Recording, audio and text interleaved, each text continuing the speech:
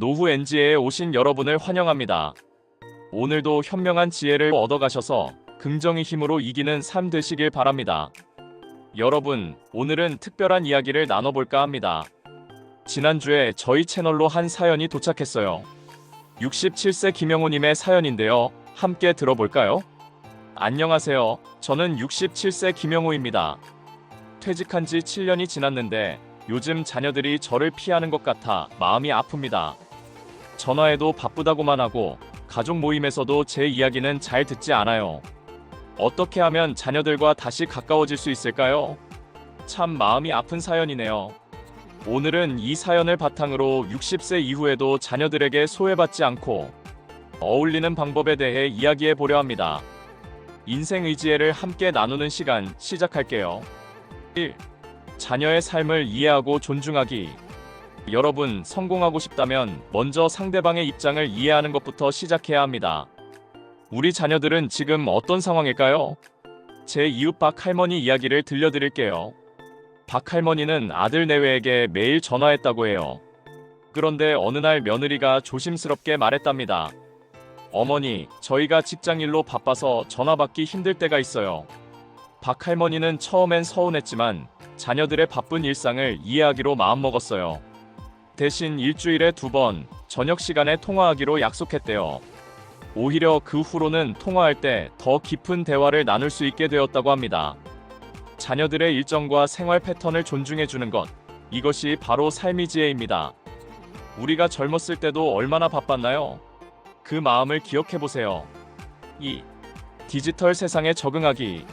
노후를 위해 꼭 필요한 것 중 하나가 바로 디지털 기기 사용법을 익히는 것입니다. 이제는 소통의 방식이 많이 달라졌어요. 지난달 저희 동네 문화센터에서 있었던 일인데요. 72세 이정수님이 스마트폰 강좌를 듣고 카카오톡으로 손자에게 이모티콘을 보냈대요. 손자가 얼마나 좋아했는지 모른답니다. 할아버지가 이모티콘을 보내다니 하면서 오히려 더 자주 연락하게 되었다고 합니다. 여러분도 시도해보세요. 유튜브 사용법, 카카오톡 그룹 채팅, 줌 화상통화. 배우기 어렵지 않아요. 우리 채널에서도 시니어를 위한 디지털 기기 활용법 영상을 만들 예정이니 참고하세요. 자녀들의 소통 방식을 이해하고 그 속에 함께하는 것, 이것이 가치 있는 삶을 위한 첫걸음입니다. 3. 자신만의 취미와 활동 갖기. 긍정의 힘은 바로 자신의 삶을 충실히 사는 데서 나옵니다. 항상 자녀만 기다리고 있으면 서로에게 부담이 될 수 있어요. 최근에 만난 63세 이영자님 이야기를 들려드릴게요. 이영자님은 퇴직 후 우울증을 겪었는데 우연히 도예 수업을 듣게 되었답니다.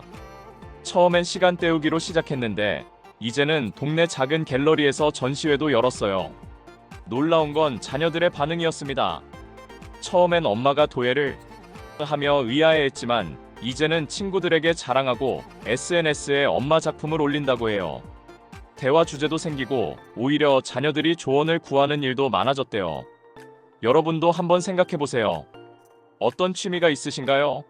독서 모임, 등산, 요리, 봉사활동, 무엇이든 좋습니다. 자신의 삶을 풍요롭게 만드는 것, 이것이 노후의 지혜입니다. 4. 경제적 독립 유지하기. 처세술 중에서 가장 중요한 것 중 하나가 바로 경제적 독립을 유지하는 것입니다. 물론 상황에 따라 다르겠지만 가능한 한 자신의 생활비는 스스로 해결하는 것이 좋습니다. 제 친구 김 선생님 이야기를 해볼게요. 김 선생님은 퇴직금으로 작은 임대 사업을 시작했어요. 큰 돈은 아니지만 생활비를 충당할 수 있을 정도로요. 명절에 용돈을 주시면서 너희는 너희 가정에 더 투자하렴이라고 말씀하신대요. 자녀들이 얼마나 존경하는지 모른답니다. 경제적으로 부담을 주지 않으려는 노력, 이것이 자녀와의 건강한 관계를 유지하는 비결입니다. 5.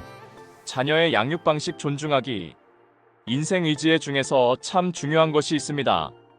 바로 자녀의 양육 방식을 존중하는 것이에요. 우리 동네 박 할아버지 이야기를 들려드릴게요. 손자가 태블릿으로 게임하는 것을 보고 요즘 애들은 공부는 안 하고 라며 잔소리를 했대요. 그런데 아들이 아버지, 저희는 나름의 교육 계획이 있어요 라고 말했답니다. 그 후로 박할아버지는 양육 문제에 대해 조언을 삼가고 대신 손자와 야구 경기를 함께 보며 공통 관심사를 만들었어요. 오히려 관계가 더 좋아졌다고 합니다. 시대가 달라졌습니다. 우리 방식이 항상 옳은 것은 아니에요. 자녀의 선택을 존중해주는 것, 이것이 가치 있는 삶을 위한 지혜입니다. 오늘 우리가 나눈 이야기를 정리해 볼까요? 1. 자녀의 삶과 일정을 이해하고 존중하기. 2. 디지털 세상에 적응하여 소통 방식 공유하기. 3. 자신만의 취미와 활동으로 독립적인 삶 살기. 4. 가능한 경제적 독립 유지하기. 5. 자녀의 양육 방식 존중하기. 이 모든 것의 핵심은 무엇일까요? 바로 독립과 존중입니다. 우리가 독립적인 삶을 살면서도 자녀의 선택을 존중할 때 오히려 더 가까워질 수 있습니다. 우리 이웃과 비슷한 고민을 하고 계신 모든 분들께 말씀드립니다. 성공하고 싶다면 먼저 자신의 삶을 충실히 사세요. 긍정의 힘으로 새로운 도전을 해보세요. 그리고 자녀들의 삶을 존중해주세요. 그럴 때 자녀들도 여러분을 더 존중하게 될 것입니다. 오늘도 인생의지에 노후의 지혜를 함께 나눌 수 있어 감사했습니다. 여러분의 가치 있는 삶을 응원합니다. 다음 시간에는 노후에 찾아오는 새로운 친구 관계 만들기에 대해 이야기해 볼게요. 댓글로 여러분의 경험과 지혜도 나눠주세요. 구독과 좋아요, 알림 설정도 잊지 마시고요. 노후 NG의 채널에서 오늘도 여러분의 행복한 노후를 응원합니다. 감사합니다.